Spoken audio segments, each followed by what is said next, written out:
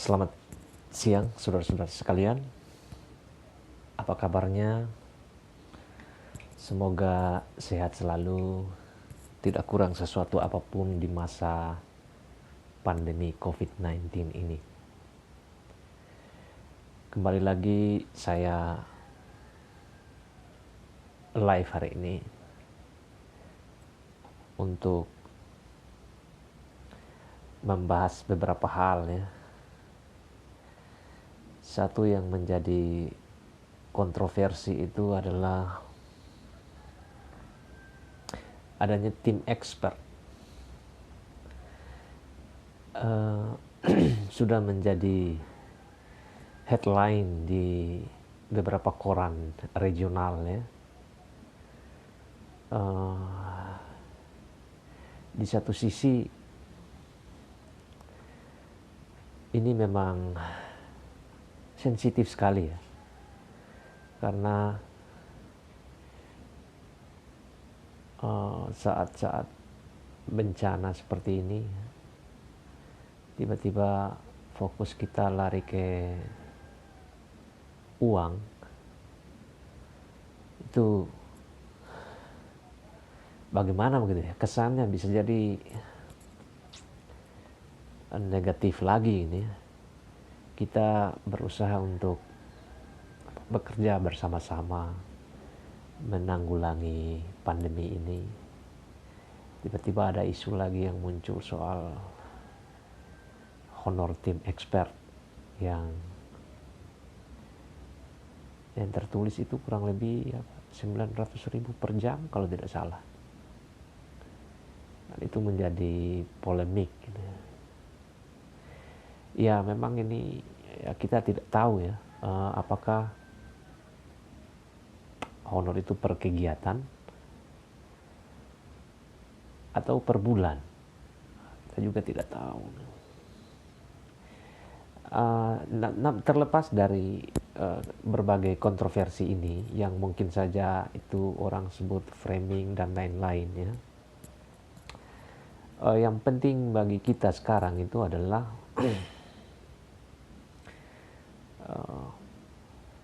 ya menjaga suasana, jangan sampai dalam masa-masa seperti ini itu kehilangan trust.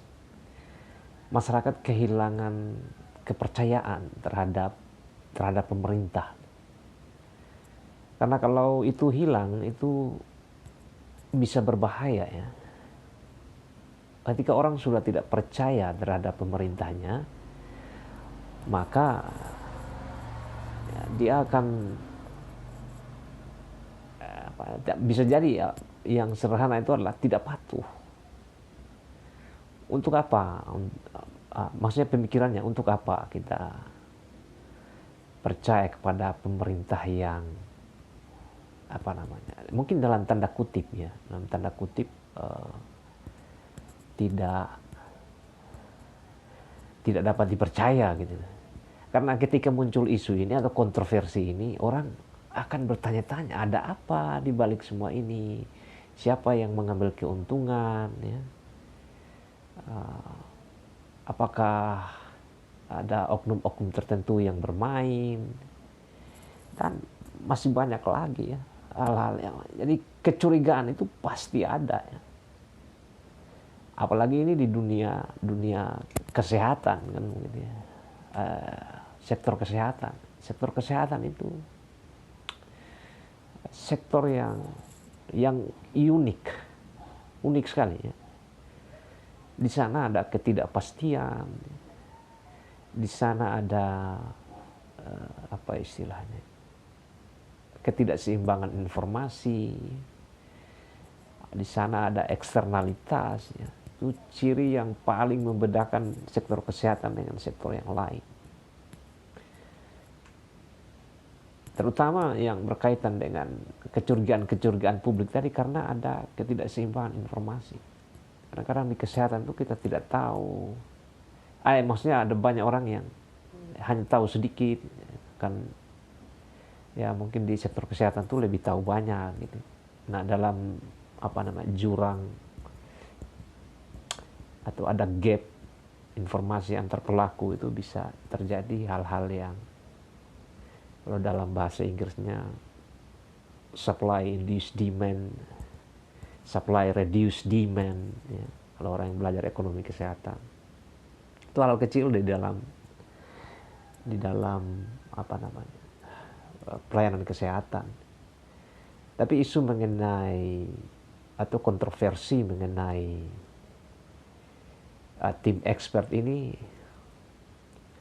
ya bisa jadi berkenaan dengan itu juga, meski bukan sesuatu yang sifatnya pelayanan kesehatan, ya. Itu lebih kepada aktivitas mungkin memberi masukan, ya, menganalisis kebijakan dan lain-lain. Tapi bisa jadi ada aspek-aspek yang tadi membuat ada celah-celah yang bisa menimbulkan kecurigaan publik gitu. Jadi concern saya adalah bagaimana saat ini di tengah isu yang seperti tadi itu pemerintah tidak boleh kehilangan trust dari masyarakat.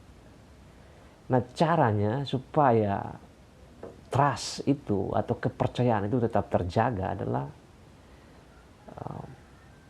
tidak ada transparansi. Harus ada address speech dari pemerintah sendiri yang bisa menjelaskan hal seperti ini supaya tidak kontroversi di koran-koran. Kalau dibiarkan begitu saja nanti orang akan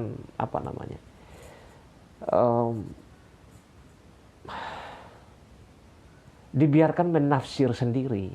Nah, kalau orang masyarakat dibiarkan menafsir sendiri kemana kasus ini, maka segala macam teori itu bisa dipakai untuk menganalisis, ya, dari berbagai sudut pandang. Dan itu pasti akan menimbulkan rangkaian kecurigaan yang baru.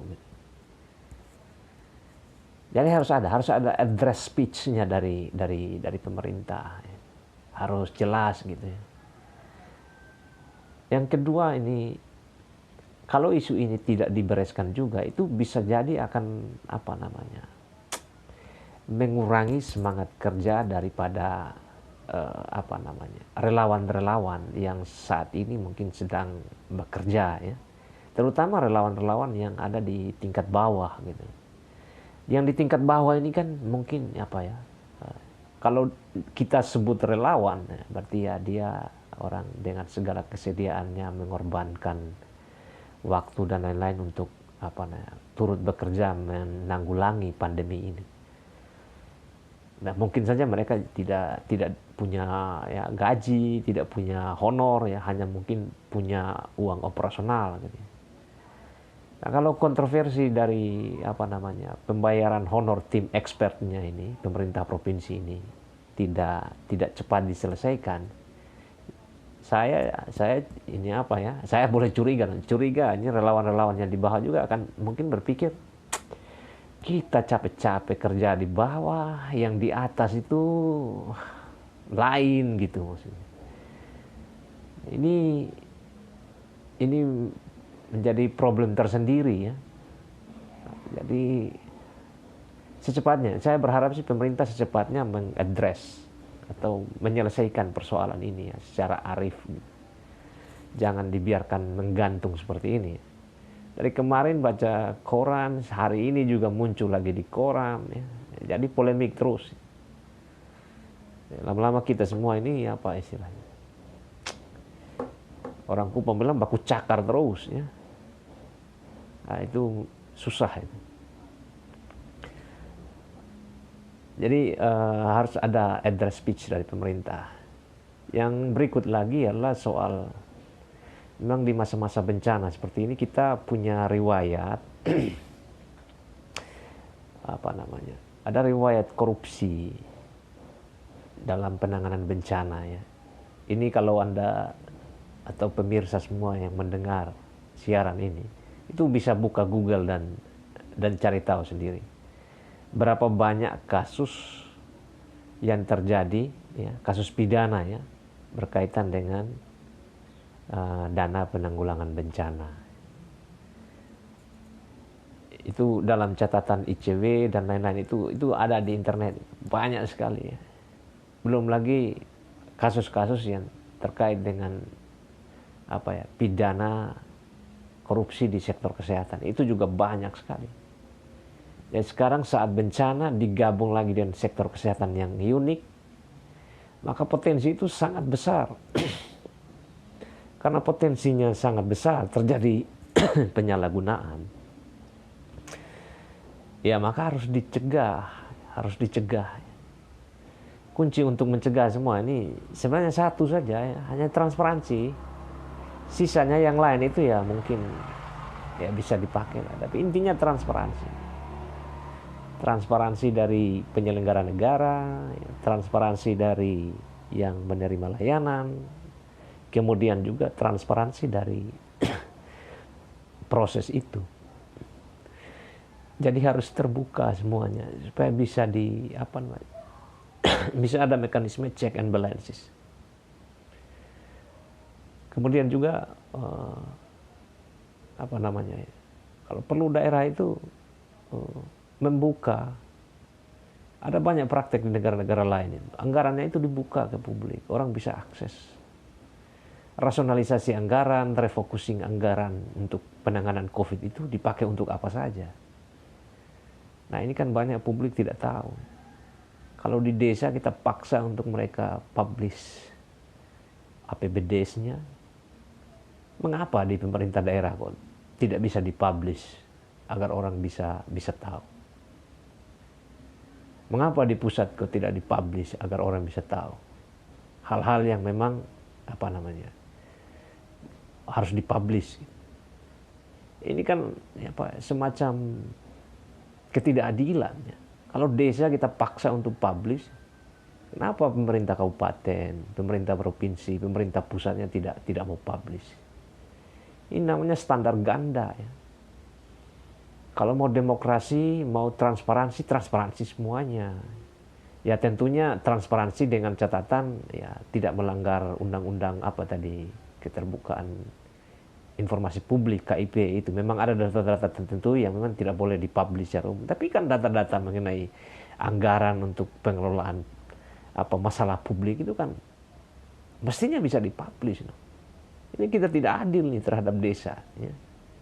Desa kita minta semua transparan, tapi yang di pemerintah kabupaten, kota, provinsi, pusat tidak mau transparan. Ada standar ganda di situ. Semoga negara kita tidak lagi standar ganda. Ya itu saja dari saya hari ini. Kalau memang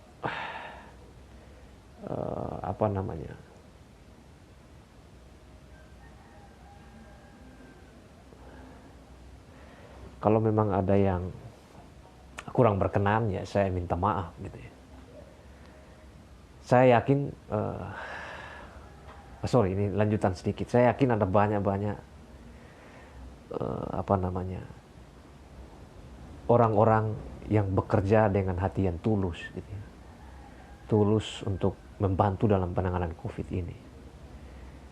Dan kerja-kerja mereka itu harus diapresiasi. Yang penting jelas aja gitu.